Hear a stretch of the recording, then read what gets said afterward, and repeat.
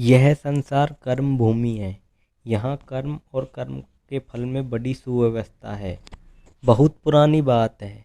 नारायण नाम का एक व्यक्ति और उसका एक साथी कहीं से तीर्थ करके लौट रहे थे, तो उन्होंने वहाँ एक भिखमंगे को देखा।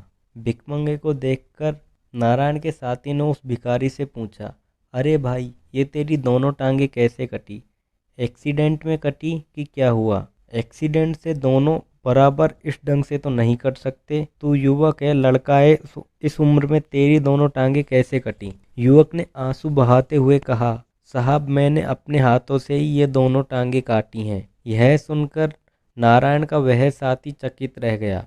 अपने पैर जानबूझकर कोई क्यों काटेगा? सच बताओ, क्या हुआ? लड़का बोला, साहब, जरा मेरी कहानी सुनो। मैं गरीब घर का लड़का था, बकरी चराता था। मेरे स्वभाव में हिंसा थी, क्रूरता थी।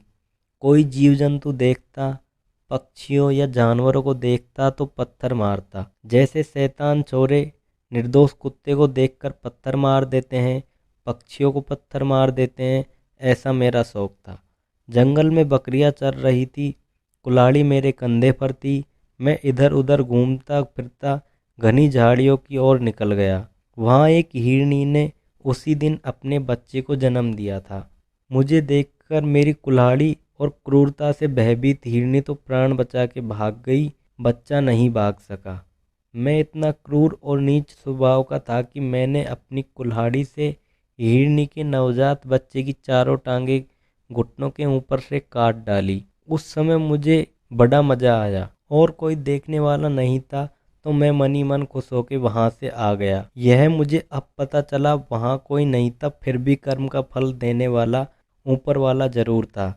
मैंने हिरनी के बच्चे के पैर तो काटे, लेकिन एक आध महीने में ही मेरे पैरों में पीड़ा चालू हो गई।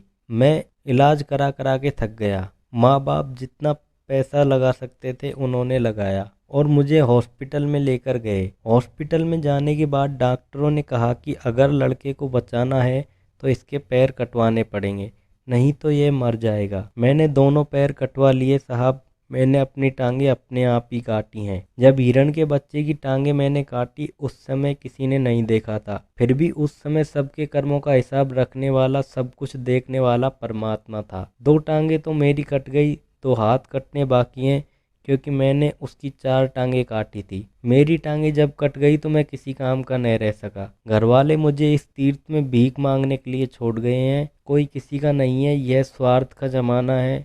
जब तक कोई किसी के काम आता है तब तक अपना मतलब रखते हैं, बाद में सब एक दूसरे से मुंह मोड़ लेते हैं। चोट खाने के बाद मुझे पता चला कि कर्म का सिद्धांत क्या है। अब मैं मानता हूँ कि शुभ और अशुभ कर्म कर्ता को छोड़ते नहीं। ये चीजें मुझे पहले पता होती तो मेरी यह दुर्गति नहीं होती। और वह लड़का रोते हुए बोला कि कभी किसी के साथ गलत नहीं करना चाहिए।